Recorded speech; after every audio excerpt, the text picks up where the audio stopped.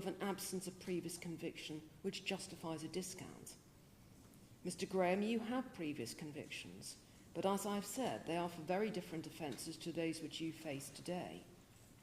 I've considered carefully whether I should afford only Mr. Carruthers a degree of credit to reflect his character. However, this is a case in which I have an overwhelming sense that both defendants should receive the same final sentence. Mr. Carruthers, you will receive the benefit of the discount for having no previous convictions.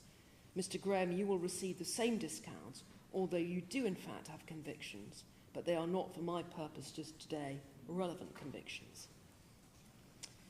I'm required to pass a sentence which falls within the offence range set out in the guideline, unless I'm satisfied that it would be contrary to the interests of justice to do so.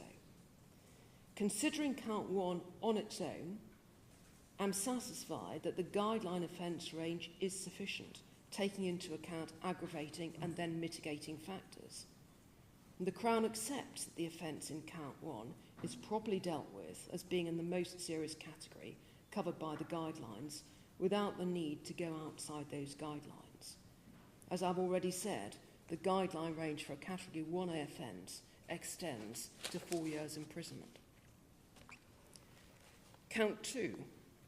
As I've remarked, the starting point in the guidelines for count 2 is a high-level community order.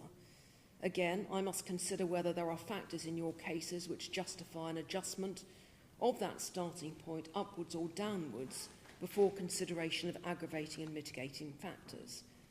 There are no such factors, but the offence in count 2 is, in my judgment, significantly aggravated by the fact that you caused damage to a heritage asset, Hadrian's Wall. The actual damage to the wall was relatively modest, comprising only of spoiling and fracturing of some of the stones, but it is a World Heritage Site and a protected monument. As Mr. McFarlane of Historic England has stated, the wall is a major archaeological site and an important tourist draw to the region, and I'm satisfied that a short custodial sentence is appropriate for count 2. I've had regard to the Sentencing Council guideline on totality. Counts 1 and 2 arise from the same facts. In these circumstances, it is appropriate that I impose a sentence in count 1 which reflects your overall criminality, and impose on count 2 a sentence which will be served concurrently. When considering the sentence to be imposed on count 1 in these circumstances, it is not a simple arithmetical exercise of adding one sentence to the other. The sentence which I pass must be just and proportionate. The sentence on count 1 will therefore incorporate a part of the sentence on count 2, but not the whole of it. I made a reduction to the sentence to be imposed on count 1 to reflect, in Mr. Carruthers' case, the absence of convictions, and in Mr. Graham's case, the absence of relevant convictions. The increase which I make to the sentence in count 1 to reflect part of the sentence in count 2 has the effect of cancelling out that reduction.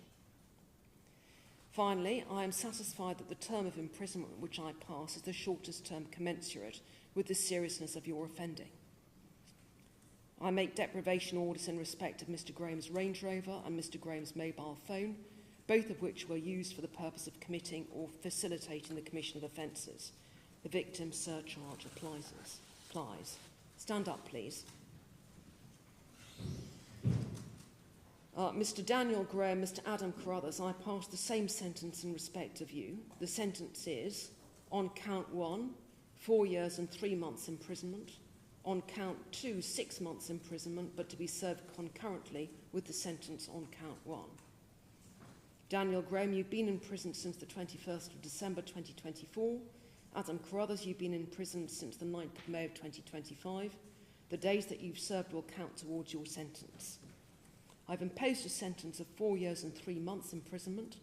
You will be released no later than 40% of the way through the sentence, and the remainder of the sentence will be served on licence in the community. You must comply with all the conditions of your licence, failing which you will be at risk of recall to prison to serve the remainder of the term in custody. Thank you. I may go down.